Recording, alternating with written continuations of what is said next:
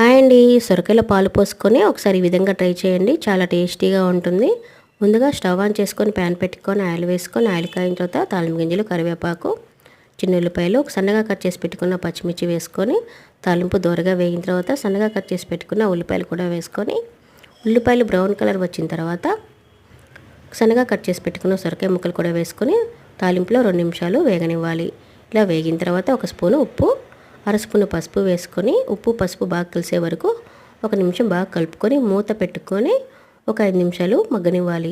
ఇలా మూత తీసి మధ్య మధ్యలో కలుపుకుంటూ మూత పెట్టుకుంటూ 15 నిమిషాలకి సొరకాయలో ఉన్న వాటర్తోనే సొరకాయ ముక్కలు మెత్తగా అయిన తర్వాత 1 స్పూన్ కారం, 1 స్పూన్ జీలకర్ర ధనియాల పొడి వేసుకొని 1 నిమిషం బాగా కలుపుకొని కాగబెట్టుకున్న ఒక టీ గ్లాస్ పాలు కూడా పోసుకొని పాలలో ఒక 2 నిమిషాలు సొరకాయ ముక్కలు ఉడికిన తర్వాత స్టాప్ చేసుకుని సర్వ్ చేసుకుంటే సొరకాయ పాలక రెడీ. ఈ వీడియో మీకు నచ్చితే లైక్ చేయండి, షేర్ చేయండి, సబ్స్క్రైబ్.